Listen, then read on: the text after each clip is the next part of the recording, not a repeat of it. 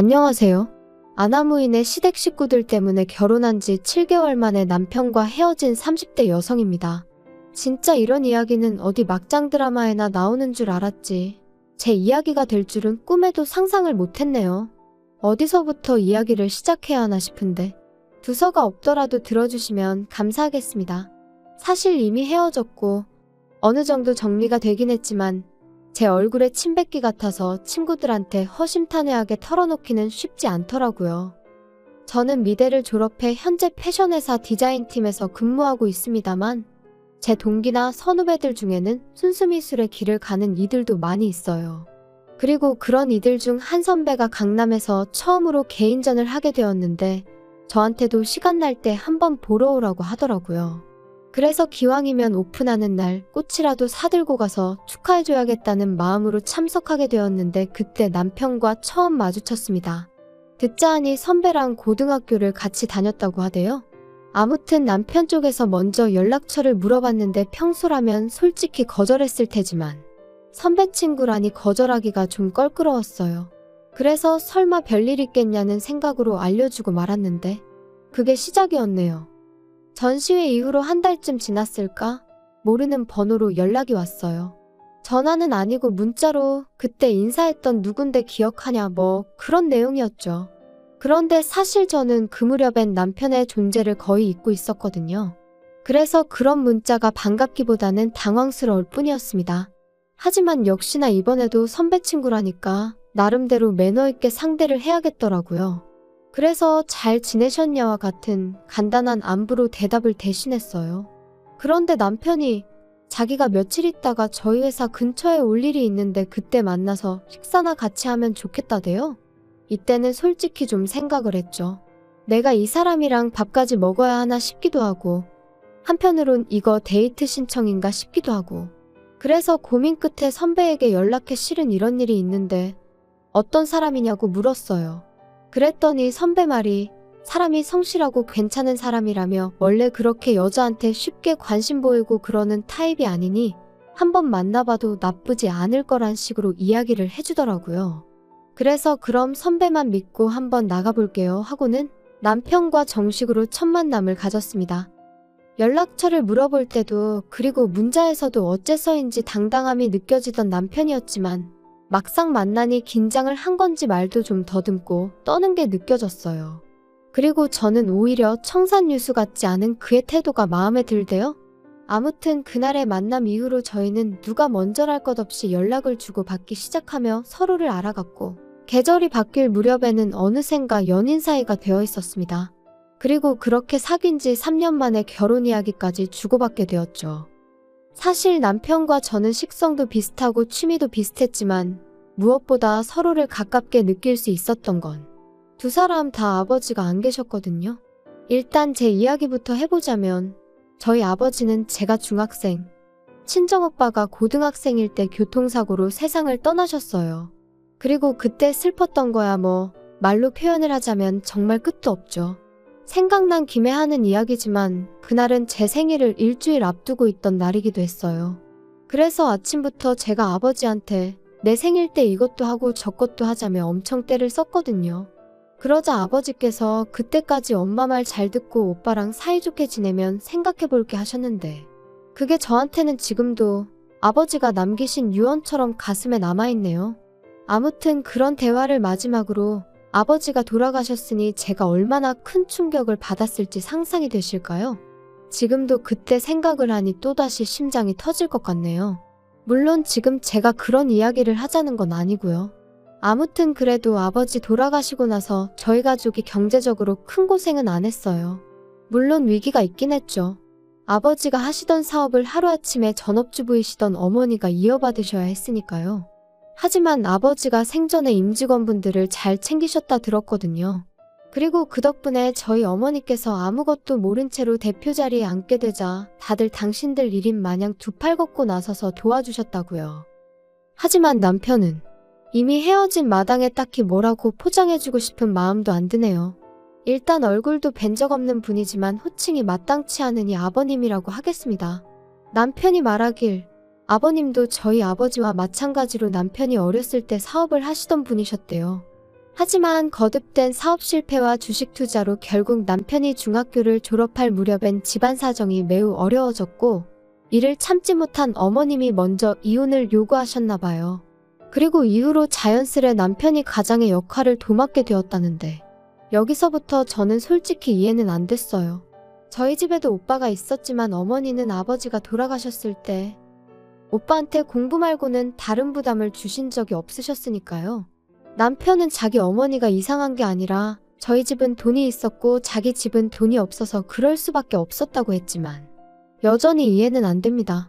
게다가 더 이해할 수 없는 건 그렇게 어린아들에게 가장의 역할을 맡겨놓고 정작 어머님은 왕년에 그 시절을 잊지 못해 친인척들에게 돈을 꿔 쇼핑을 하는가 하면 멋대로 동네 가게 외상을 지고 다니시기를 반복. 그리고 그렇게 어머님이 치고 다니신 사고에 뒤치다꺼리는 전부 다 남편 몫이었던 모양이에요. 하지만 이런 환경에도 불구하고 남편과 결혼을 결심했던 건 저와 결혼할 때는 이런 상황이 어느 정도 정리가 되어 있었거든요.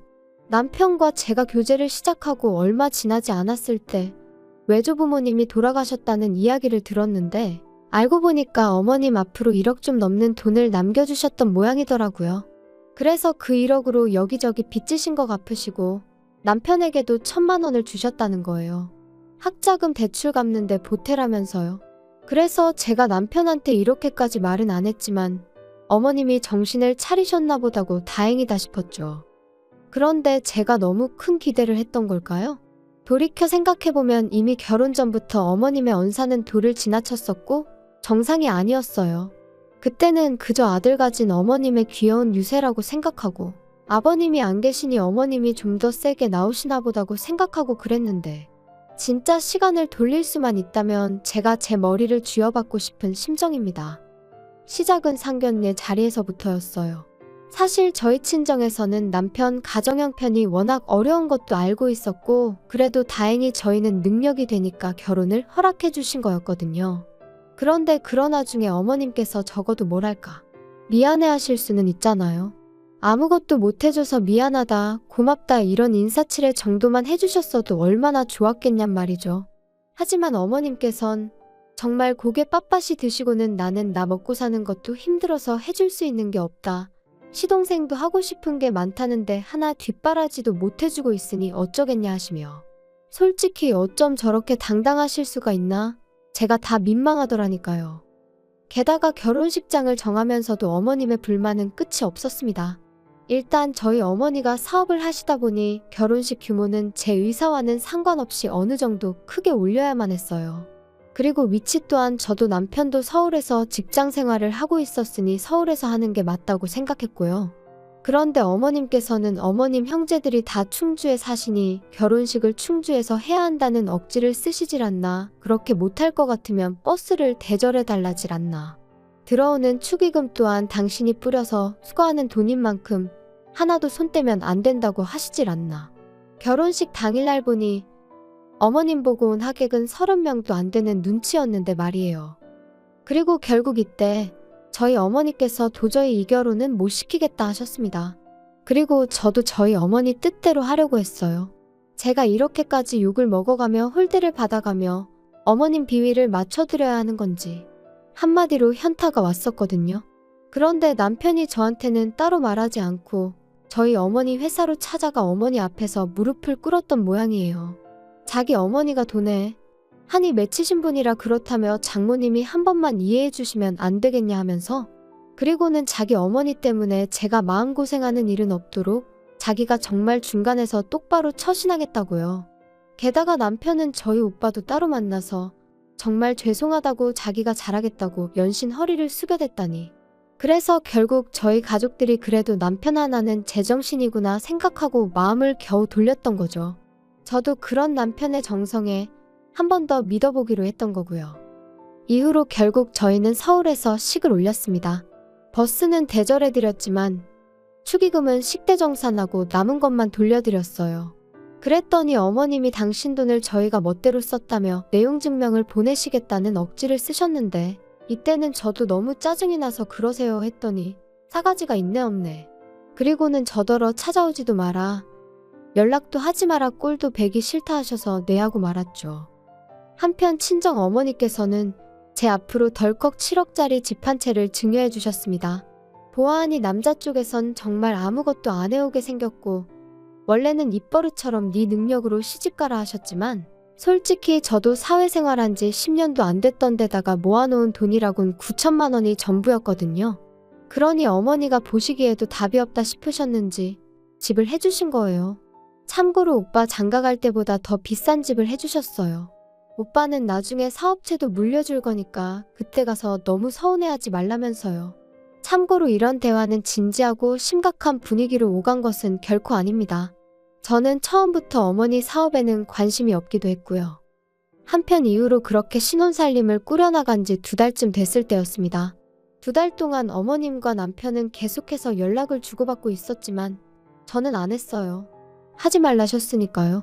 그리고 말이 나왔으니 말이지만 저도 결혼 전에 어머님 때문에 저희 친정어머니가 마음 고생하시는 것도 봤고 저희 친정어머니가 물론 저 좀 더 편하게 살라고 저 때문에 해주신 거지만 어쨌든 7억짜리 아파트를 해서 시집을 보냈으면 솔직히 어머님도 저희 친정어머니한테 고맙다는 말 한마디는 하실 수도 아니 하셔야 되는 거 아닌가요? 그런데 이런 방구도 없으셨으니 저라고 뭘 더 잘하고 싶은 욕심은 요만큼도 안 생기더라고요. 그래서 어차피 꼴도 보기 싫다 하셨지. 이래저래 할 이유가 없어서 연락을 안 드렸죠. 하지만 결국 답답한 건 어머님이셨던 모양이에요. 먼저 연락을 해오셨거든요. 집들이는 언제 할 거냐면서요. 어머님 말씀을 듣곤 어이가 없었습니다. 그래도 아들이 어떻게 해놓고 사는지 궁금은 하신가 보지 싶으면서도 한편으론 근사한 저희 집을 보여드리면 얼마나 좋은 사돈을 두신 건지 아시지 않을까 하는 유치한 생각도 들대요. 그래서 알겠다고 일주일 뒤에 오시라고 했어요. 참고로 아파트 들어올 때 리모델링까지 친정어머니께서 싹 해주셨거든요. 덕분에 현관부터 거의 호텔 같은 느낌이 나죠. 주말이 와도 밖에 나가고 싶은 생각이 안 들 정도로 너무 멋지다니까요. 아무튼 금세 시간은 흘러 약속한 집들이 날이었어요. 그런데 오시라곤 했지만 솔직히 제 마음이 다 풀린 것도 아니었고 저도 맞벌이를 하다 보니 음식을 한다거나 그럴 시간이 없더라고요. 그래서 집들이 전용 뷔페를 불러 세팅을 했고 그렇게 어머님과 시동생을 맞았죠. 그랬더니 역시나 음식을 직접 안 했다는 것부터 흠을 잡으시대요. 하지만 저희 어머님도 집에서 음식 안 해 드세요. 연애하는 동안 남편이 매번 밖에서 저녁 식사를 해결하고 들어가길래 집에 가서 먹지 왜 맨날 사 먹냐니까 어머님이 음식하는 걸 별로 안 좋아하신다나요? 그래서 실제로 시동생도 맨날 편의점에서 사다 먹거나 자기가 대충 라면 끓여 먹거나 하는 일이 다반사랬어요. 그런데 그런 분이 저한테 집들이 음식을 직접 안 했다고 정성이 있네 없네 하시니 어이가 없었죠. 하지만 더 어이가 없는 일은 식사를 마치고 과일을 먹으면서 일어났어요. 어머님께서 분명히 남편에게 들어 알고 계셨을 텐데 이런 집은 얼마나 좋냐 하시더니 한 2억이면 사냐 그러시는 거예요. 아무리 세상 물정 모르신다고 해도 서울에 2억짜리 아파트라니. 순간 짜증이 좀 났지만 꾹 눌러 참으며 7억에다가 세금 내고 리모델링해서 실제로는 8억 정도 들지 않았을까 싶어요 했습니다. 그랬더니 어머님이 뭐? 8억? 아이고 돈이 썩어나네 썩어나. 그래서 니들만 이렇게 좋은데 사니까 밤에 잠도 잘 오고 좋냐? 시애미한테는 한번 전화를 해야겠다는 생각도 안 들고 말이지? 어머님이 하지 말라고 하셨잖아요. 그런데 했으면 또 화내셨을 거 아니세요? 그러자 잠깐 정막이 흐르고 어머님은 갑자기 나오지도 않는 눈물을 쥐어짜내며 끄끄거리는 소리와 함께 아들 둘 사람 구실하게 키워놓으면 나도 좀 사람답게 사는 날이 올려나 싶었는데 장남이 돼서는 혼자 살겠다고 이렇게 나가서 지만 번 듯한 집에 산다고 참 서글프다. 그러자 시동생이 거들듯이 또 한마디 했어요. 그러니까 형한테만 올인하지 말랬잖아. 이제 와서 누구 탓을 하겠어? 근데 형수도 그러는 거 아닙니다. 우리 형이 원래 이렇게 이기적인 사람이 아니거든요. 아무튼 할 말은 많은데 참는다. 참어. 근데 전 당황스러웠던 게 올인이나마나 남편이 자기 입으로 말하길 어머님한테 금전적으로 도움을 받은 건 그때 1,000만 원 받은 게 전부라고 했어요. 일단 대학에 들어간 이후로는 생활비부터 학비까지 아르바이트에 학자금 대출로 충당했고 덕분에 휴학과 복학을 반복해서 졸업도 거의 8년 만에 했다고 했거든요. 그런 와중에 시동생 용돈까지 챙겼다 들었고요. 그런데 도대체 뭘 올인을 했다는 거며 두 사람 다 뭐가 그렇게 서러운 건지. 하지만 남편이 보인 반응은 제 예상과는 전혀 달랐어요. 남편이 기껏 한다는 소리가 미안하다였으니까요. 자기가 정말 미안하다면서 방법을 찾아보겠다고요. 그리고는 조금만 참아달라고 그러는데 무슨 방법을 어디서 찾을 거며 뭘 조금만 참으라는 건지. 내가 지금 꿈을 꾸나 싶을 정도로 옆에서 남편과 어머님이 나누는 대화가 현실감이 없더라고요. 그리고 그렇게 얼떨떨하게 어머님과 시동생을 보내고 뒷정리를 하는데 남편이 저더러 얘기 좀 하자더니 자기도 실은 근래 두세 달이 편하고 좋기만 했던 것은 아니랍니다. 자기만 이렇게 넓은 집에서 편하게 살아도 되나 죄책감이 들어서 괴로운 날들이 많았다나요? 어이가 없어서 그래서 나더러 어쩌라는 거냐고 물었어요. 그랬더니 그래서 자기가 생각을 해봤는데 어머님하고 시동생하고 여기서 지내게 하면 안 되겠냐는 거예요. 그래서 제가 지금 뭐 합가라도 하자는 거냐, 나더러 어머님을 모시고 살라는 거냐니까 그건 아니랍니다. 그렇게 살면 서로 불편해서 어떻게 지내냐고, 그게 아니고 그냥 이 집 자체를 그대로 어머님하고 시동생한테 내주자는 거라나요? 그리고 우리는 저희 어머니 회사에서 나오는 사택이 있지 않냐며 거기 가서 살자고요. 어이가 없어서 남편더러 지금 그걸 말이라고 하는 거냐 했어요.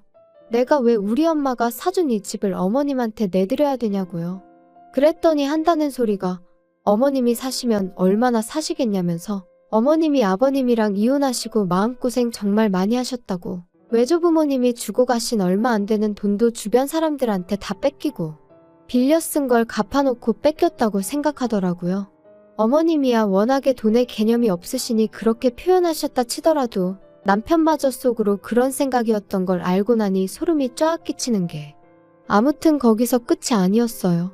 자기는 어머님이랑 시동생 없이 이렇게 좋은 집에 사는 거 그렇게 편치만은 않다면서 제가 양보를 못하겠다 하면 어쩌겠냐면서 당분간 떨어져 지내잡니다.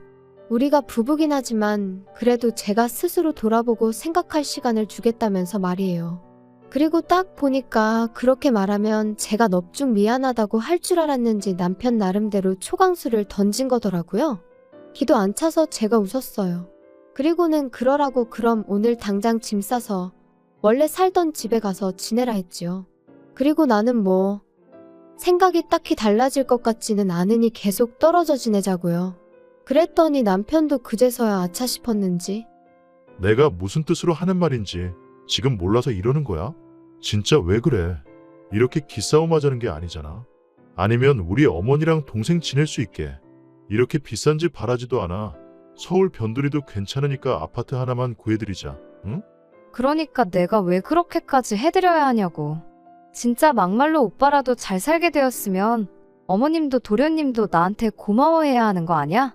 하나를 해주면 두 개를 바란다더니 정말 그 말이 딱이네. 이제 더는 신경 쓰고 싶지도 않으니까 그만 내 집에서 나가줘. 솔직히 결혼한 지 3개월, 혼인신고도 아직 하기 전이었어요. 안 하려고 안 한 게 아니라 남편이 그래도 어머님하고 제 사이가 어느 정도 풀어지고 그리고 나서 혼인신고 하러 갑니다 하고 인사는 드리고 했으면 좋겠다 해서 안 한 건데 생각해보면 그나마 남편이 저에게 좋은 일 하나 해준 거네요. 그래도 여전히 짜증은 납니다. 어차피 제 결혼식에 올 사람은 다 왔으니 혼인신고 안 했다고 이혼은 아니에요 말하는 건 제가 못하겠거든요. 그리고 남자친구는 결국 별 수 있나요? 친정어머니의 저희 오빠까지 나서니까 자기도 어쩔 수가 없다 싶었는지 본가로 돌아갔어요. 그런 와중에도 어머님은 어찌나 꼿꼿하시던지 저더러 돈 몇 푼 아끼려다가 대단한 당신 아들을 놓친 거라며 저더러 불쌍하답니다. 사람이 셈을 그렇게 못해서 어쩌냐고요. 저 정도면 정신병 아닌가 싶어서 더는 상대 안 했어요. 살다 보면 누가 정말 셈을 못한 건지 알게 되겠지요. 아닌 게 아니라 남편은 벌써 알아차렸는지 2, 3일에 한 번씩 자기가 반성 많이 하고 있다고 마음 풀리면 연락 달라는 헛소리를 해대고 있거든요.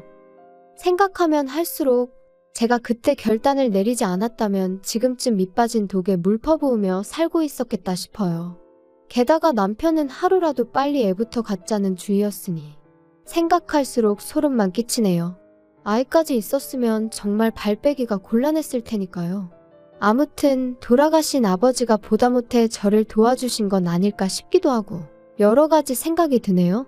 이제 정말이지 저를 진심으로 아껴주고 사랑해주는 사람들에게 부끄럽지 않게 똑똑하게 살아야겠어요.